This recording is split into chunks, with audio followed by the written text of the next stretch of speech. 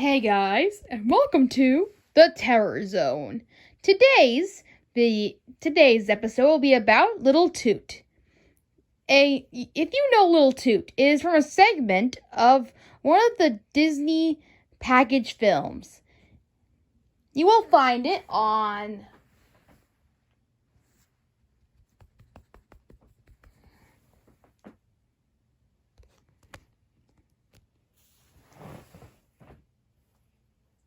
the movie Melody Time.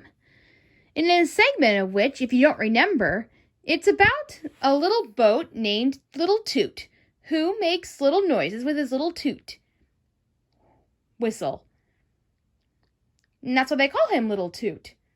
In the story, he loves to make up mischief and trouble. According to the cartoon, he makes figure eights with the boats and makes them stop in their tracks. It messes up all the work that his father and his co-workers need to do. So he was a bit of a troublemaker per se. And right after that, he got into some trouble. And for a while, he had to be in timeout. But while his timeout, he sees a boat in distress. And nobody else could help it. So he stepped in and saved it, and was announced a hero.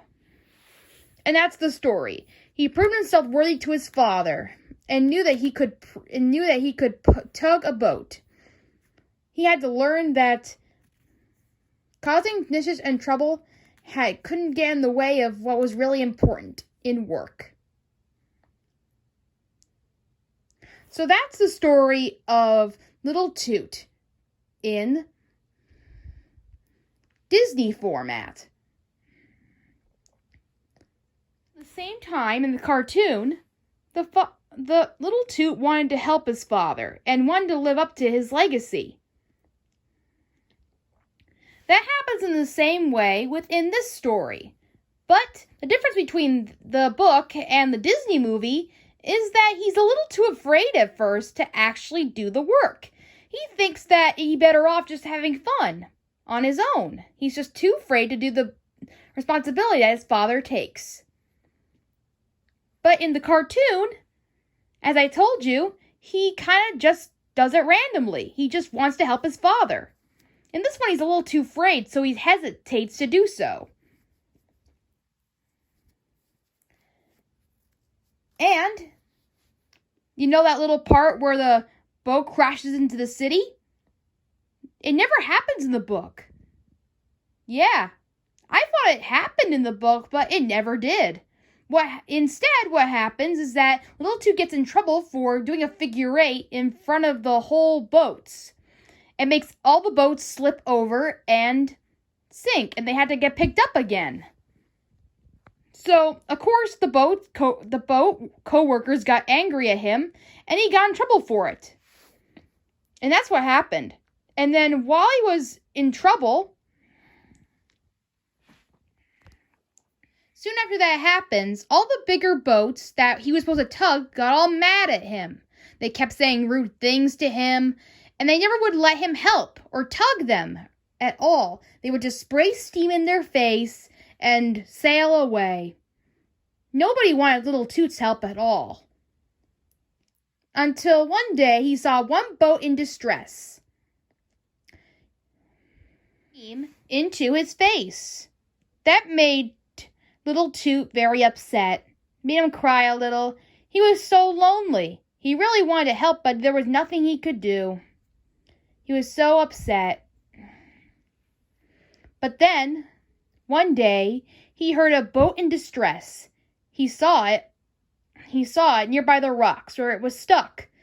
So, he floated over to it and called out SOS through his whistle, which called out all the other boats. They didn't know who was sending out the SOS, so they came sailing towards him. They couldn't see him at all, and the waves were too strong for them to reach the boat. So they kept tugging back and forth, and they could never reach him. So, Little Toot took it upon himself to tug the boat that was in trouble alone. And he ended up saving the boat's life, and was renowned a great hero, along with his father, who was once like him too. And that was the real story of Little Toot. I hope you guys loved it, and I hope you learned a little bit of things about it. And it turns out it's not exactly that accurate to the cartoon all that much. It's more about this one's more about being brave and facing your fears and embracing your differences, because Little Toot, despite his troublemaking and making his figure eights and all that stuff, he makes up for it by using his style of sailing to save the boat. So in a way, he was just a little different than the other boats. And he kept whistling, and everybody just thought he was just different. They just did not like him because he was so different. They would make fun of him and all that kind of stuff. So, in a way, the story is that, he kind of, no matter how different you are, you can always save the day and you can prove yourself as a hero. Now in the cartoon, it's to make up for your mistakes and grow up and learn how to do work instead of messing around. Now, both of these stories are different lessons in a way, so I want you to think about that. That's a difference between them. There are two different lessons in each. So I hope you enjoyed the story today, and I'll see you next time on the Terror Zone.